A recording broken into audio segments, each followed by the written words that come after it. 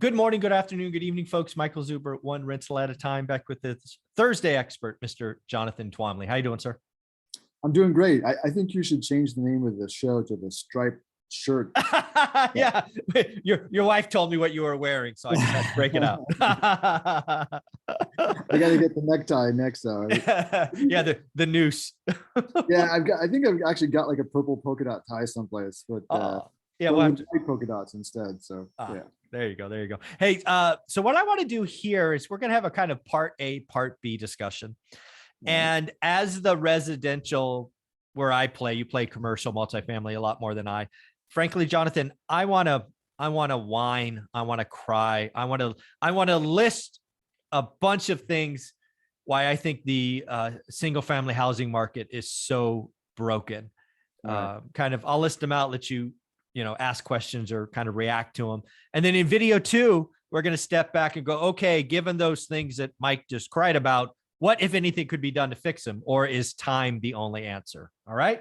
All right. So I have a list of, I think, 9 things that we will go through. We're going to start with affordability. Affordability is something I talked about in my first book. It was what saved us in the 07, 08, 09, whatever year you want to call it, crash, because when affordability got this low, we got out of the way, right? We sold our houses. They were all investments and we moved into multifamily. Affordability in probably over half the country is really close to that number, right? Whatever their low was. And when you say low, you mean unaffordable. Unaffordable, right? Yeah. So my affordability index in Fresno, California, for example, January was about, on a scale of 1 to 100, was about a 42. For comparison's sake, at the peak, which means the inverse of the last crash, it got to a 24, right? That's my mark. Meaning what exactly? Meaning only 24% of people can afford a house? Is that? Yeah, 24% of the, basically it's average income, average house, only 24%, right? Right. So historical average in my markets have it north of 50%. My market is a cheap market in California. Today, my market is still not quite 24, but certainly heading the right direction. It's about 32 or 33. So it still has some room, but not a lot. But affordability is a problem, and I think going to get worse, right? Affordability is made up of 3 factors: rates, price, and wages. We have seen rates go up 200 basis points in 100 days. We have seen price steadily higher. And of course, wages generally don't move that fast, right? They don't move that fast in 100 days. So it's really become unaffordable for lots of folks. And that's going to slow housing. We actually just got a number right before you and I talked: pending home sales down 9% year on year, down 4% month on month. Expectations was to be down 0.16. So demand destruction is happening because people can't afford it, right? I talked to Matt, the mortgage guy, on Wednesdays, and he's like, hey, people that got approved 45 days ago can't be approved today because rates are changing so much. So affordability is really going to punish the first-time home buyer market, right? It has less impact as you move up the economic scale, but it is very, very painful. It's hard to get on the property ladder if you don't get a yes answer from a mortgage broker. Yeah. Next, kind of on that ilk, is we have seen an unbelievable change in payment, right? The payment is up somewhere between 30 and 35% in 100 days, right? Normal down payment, normal price, rate is higher. It's kind of why people are getting declined today. Next up, inventory. Inventory certainly is trending in the right direction when you look at the overall market. But if you sector it down to the first-time home buyers, right, the affordable, it is still scarce and frankly might be getting even more scarce, which is frightening to say, right? That part of the market, generally speaking, when it's a normal market, is about 40%. It's about a 40% of the market. Last time I read, it was 19%. So again, broken. First-time home buyers in new builds, right? Even new construction used to be of 38% of the market, now sub 20%. So again, we have builders not even building. Next up, we got Wall Street. I don't know if it's true today, but certainly last year, the best risk-adjusted return was a single-family home. The market, the risk capital, all of that stuff going on, when the best risk-adjusted return is declared to be a single-family home, that means, you know, Wall Street comes out with a bazooka and does that, right? They kind of all copy each other. Next, we got Airbnb, VRBO, or short-term rentals taking housing stock, right, out of the market and turning it into essentially short-term stays, hotel-like things. But again, go buy an affordable home, take it out of the rental market, take it out of the home ownership, and make it short-term rental. That's hurting the market. We have interest rate trap or lock-in or supply destruction. We have had the Fed have rates too low for too long. Either you purchased or refied sub 3.5%. Black Knight, a data source I trust, says 50% of all residential mortgages are below 3.5. 75% are below 4. Now they're over 6 or high 5s. Right. It's difficult to, why is that a problem? What is interest rate lock-in? What is supply destruction? It basically means you don't sell your first home and you move up and buy the next one. A lot of the first-time home buyer market is people moving up the housing scale. I sell A, I buy B, but now you're in A and B costs double or triple your mortgage payment. I've had multiple people do the math, and it's somewhere between 200 and 320% more. I am sorry, an extra bedroom is not worth tripling my payment. Builders. I usually like to get my data sources twice. I've only gotten this one once, but given we were going to talk about it, I added it. Builders, historically speaking, going back to the 90s, first-time home buyer, affordable homes, whatever you call it, used to be 40% of the building product. This was pre-Great Recession, so maybe that had something to do with it. I don't know. But today, affordable new builds are 7% of the market. It's not where the profit is. The overhead to build, the lot fees, whatever they have to be charged, they have to build bigger homes. They can't build them affordable. And then the last one is, I believe we've had a lot of demand pulled forward. I believe real estate home buying is a payment-based. 2020 was the best year in the last 50 years to buy a home, price and rate. I think a lot of people that could bought early. A lot of people that bought a second home bought early. And now we just have this huge gap of demands like, hey, I already got mine. I don't need another one. Yeah. So these are all things why I think the Fed broke housing. The housing market is broken. Any thoughts on all of this? Because I've been rambling because it's so broken. Yeah, well, just so on the last point, I mean, you and I have talked about this quite a bit, about this demand pulled forward because of COVID. All those people who, especially in big cities, who had been putting off the decision to move to the suburbs, you know, a lot of them were spurred to action by COVID. And so that's one thing, but that's sort of, that's like a temporary, like frog moving through the snake kind of thing, right? Right. But yeah, as far as the other things are concerned, I mean, I think you really, a lot of it has, there are probably two things. One is the Fed, right?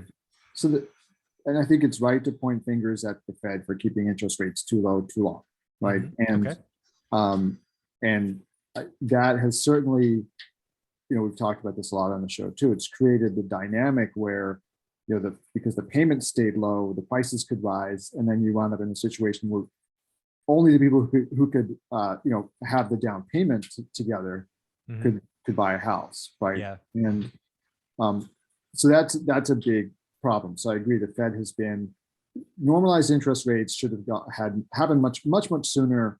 And you know, even though, you know, you and I are real estate investors, and real estate investors kind of, you know, salivate over low interest rates, it's really kind of a temporary thing. You know, low interest rates are great when, you know, when the housing cycle is at its bottom and you can get cheap financing and buy cheap assets at the same time, and it's like great. But if the Fed keeps interest rates too low for too long, you wind up where we are now, where every asset is inflated, and everyone's worried about rising interest rates destroying the value of what they bought that was inflated when they bought it, right?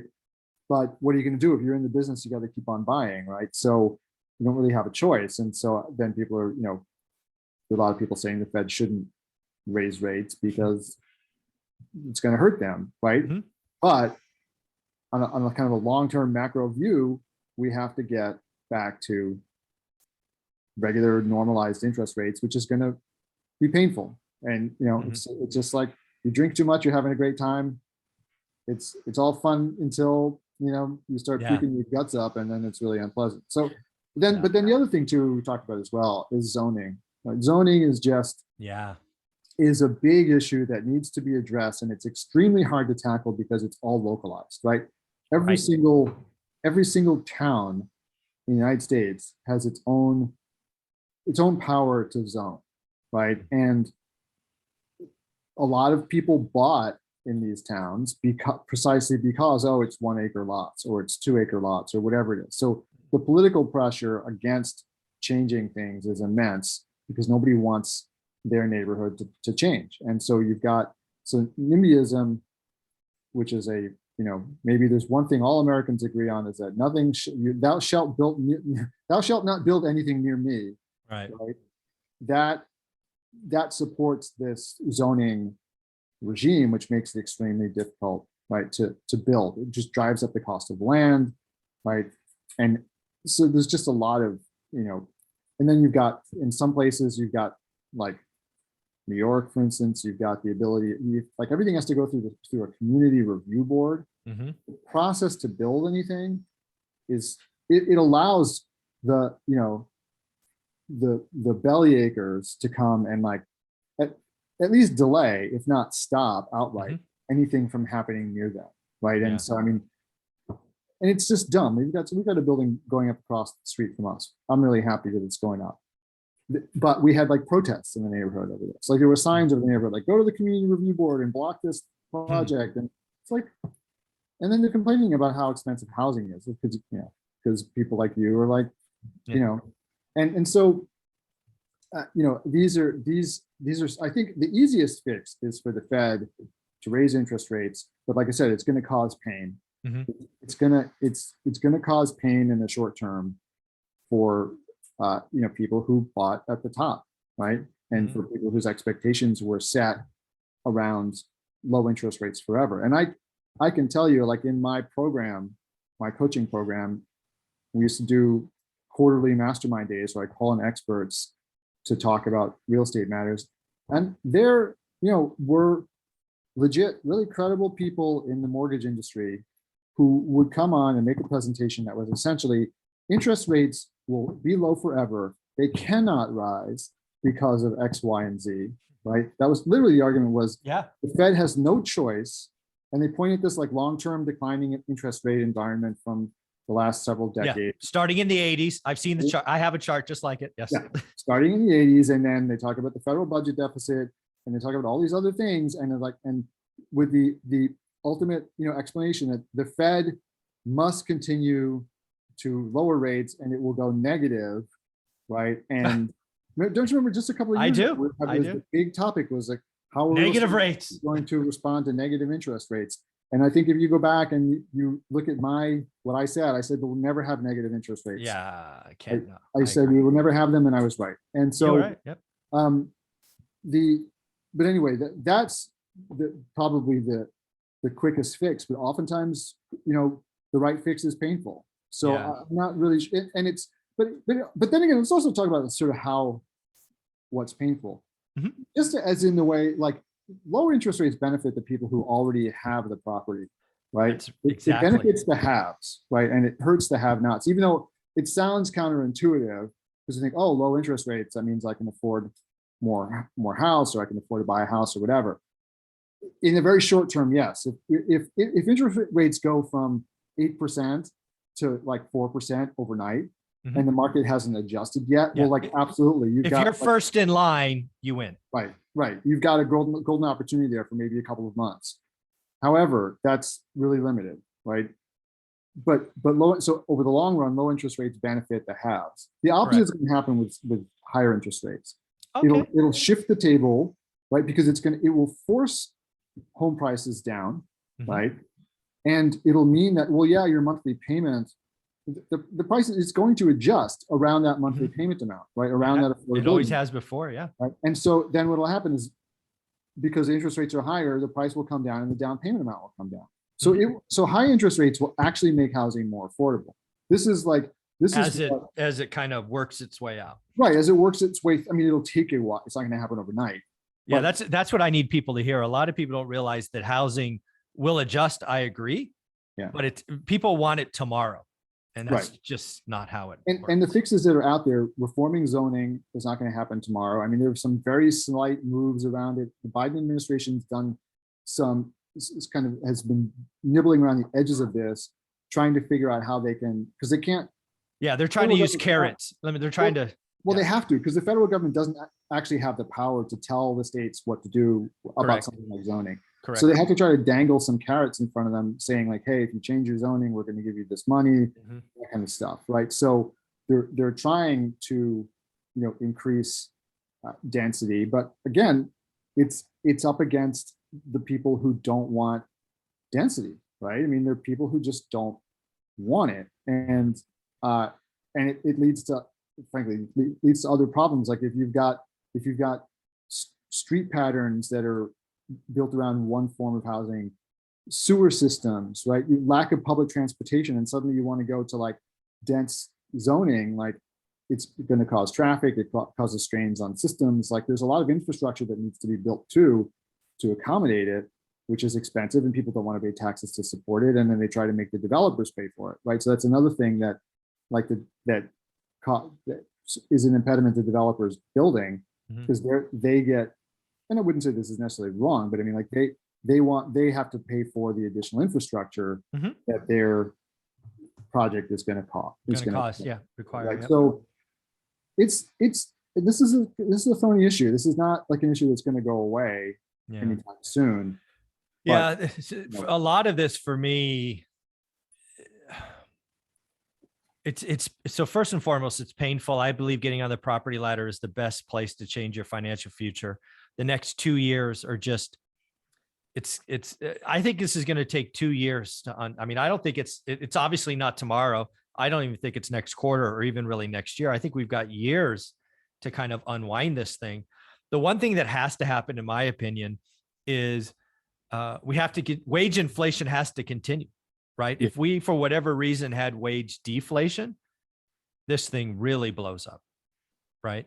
But that's another interesting thing, this whole wage inflation thing that's going on right now. Part of it is caused by people switching jobs, right? There's been massive movement of people.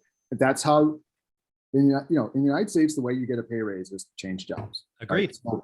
So people during the Great Recession were kind of waiting, not the Great Recession, sorry, people during the COVID recession were kind of waiting for things to open up. And then when it did open up, they're all like, okay, I'm out of here and I'm going to get a higher paying job. Yeah. So there's been a massive amount of that. So people so like individuals are making more money, right? Because they're switching up to jobs, and it's causing now some wage inflation, right? But the thing is, a couple of years ago, maybe people have kind of forgotten about this, but one of the things that we used to talk about in the multifamily business quite a bit before COVID was, look at how fast rents are climbing and wages are not keeping up. How does this end? How does this end? I remember, yeah. Right, because, and we had, frankly, now it seems almost, it's hard to remember, to cast your mind back this, but we had, kind of stagnant wages in the US for decades, right? Like we had a couple of like late 90s, there was some healthy growth, but it was like 3%. It wasn't like super great, right? No, yeah. We may honestly be in a situation now where wages are basically making up in just a couple of years all that missing wage growth. It could. From the last 40 years, right? And so that will help the affordability, obviously. We need wage growth. I mean, we need higher wage. Right now, I think it's about 5.2% if you believe the government stats. It needs to continue at that or more. And oh, by the way, it needs to continue at that after we bring CPI down. Because right now, as you know, they're actually going backwards, right? CPI is 8, wages are 5. That's a bad number. Right. Well, we'll see how these interest rate hikes work, right? But I think, frankly, what we really need is higher interest rates and higher wages. And the interest, the other thing too about interest rates is like for the, as interest rates have gone down for years and years, and ever since Greenspan, that has just killed the average saver, right? Oh, The average God, person who depends on, being able to fixed income. Oh, fixed income, being able to save for the future, being able to save for that down payment, being able to save for retirement, whatever they're saving for, instead of being able to just like save and get a decent, low risk rate of return, they've all been forced into risky investments like the stock market to the extent that they do that.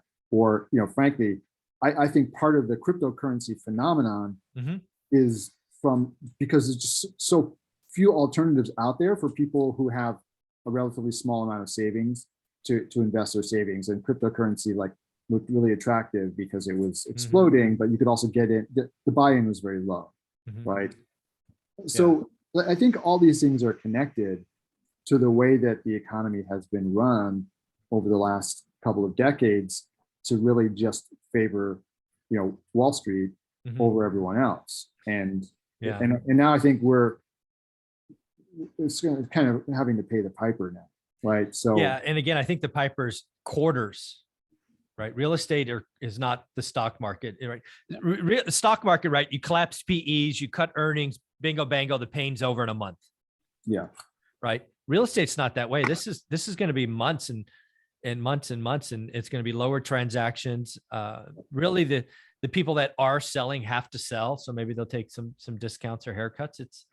It's going to be painful. Yeah, I mean, look, we've had periods of time before where people were underwater for a long time, right, and couldn't sell. And so you're right. I think it will impact the market because of the lack of liquidity in it, in the sense that people won't be able to sell. I mean, one of the big problems we've had now is that people haven't been selling because they can't move up because it's so expensive to move up. So there's the whole system is gummed up, right? The normal progression of starter home to long-term home and then to downsizing has all basically been gummed up because housing has become so expensive in so many parts of the country, right? So and no new supply has not been added at a fast enough pace because of the factors we talked about, because of the difficulty of building, because of the zoning, and because of all of that stuff. So that's probably going to continue. So it has, this is going to be years in the making. It's going to be 2 years. It's going to take a while for the real estate cycle of first time home, of move up, of luxury / downsize, wherever you are, to kind of get both. Because again, it's a payment based purchase. And right now the 100-day change is just so great that it's causing people to freeze up. And I think too, there's one other thing. This is a little bit more of a back burner issue, but the population of the United States, population growth is slowing down, right, as the country ages. And that will help in the long term in terms of affordability, right? Because there just won't be less demand, kind of, population growth fueled demand, right? So that will probably cause things to ease a little bit, but that'll also be very lumpy, because if you look at sort of where the growth is going to be and where it's not like the slowdown is evenly distributed across the country. Yeah, right. It's exactly. The slowdown is really like in the coastal states, the Midwest, and then rural places everywhere. So rural places, with the exception of say rural places that will soon no longer be rural, Texas or whatever, right? But I'm talking about places that are rural and not, and they're stably rural and they're not inside a high growth metro. Those places are losing population, right? As the population ages, because the young people move away and they don't want to stay there. So the pressure, will continue to build in lots of places. I mean, you can even see this in a place like Japan, where the population has outright declined. The population is actually shrinking, but the pressure for housing in places like Tokyo, where everybody is moving, if trends continue, at some point every Japanese person will live in Tokyo, but none of them will be able to afford to live there. Exactly. But that you see the same thing in the United States too, where people are moving to certain areas, and even though you've got the population growth slowing overall, it's people, you live in a place, right? And places are where you live matters. So Yeah. in terms of housing pressure. Thank you for letting me talk about this. I think it's important. I think the market is definitely broken. I think it'll take years. Where can people find you? So you can find me a number of places. If you would like to join my investor list, you can go to, well, just Google Two Bridges Asset Management, and you can fill out the investor form. I thank you, Michael. A lot of people have been filling out that form recently. So it's great to know that Awesome. people are Yeah, I would tell people to fill it out just to see what a professional does. Because again, a lot of you might be getting hit up from other folks. I would fill it out just to see it. I'm on the list, so I like looking at your deal. So, well, thank you for that. And so that's one way. If you would like to join my Facebook community, you have to join the Facebook community. You have to join the Facebook community. This is called Multifamily Investment Community, which you can find now. We're actually in the process of a big rebrand, reorganization of everything. It won't affect you once you're in it, but the name is going to change. So go join now, see how it all works out. And then the last place is if you want to join my coaching program. It is found at multifamilylaunchpad.org/join. And just go over there. It tells you what's in the program and how affordable it is and all that sort of stuff. So very cool, Jonathan. Thank you very much. Absolutely.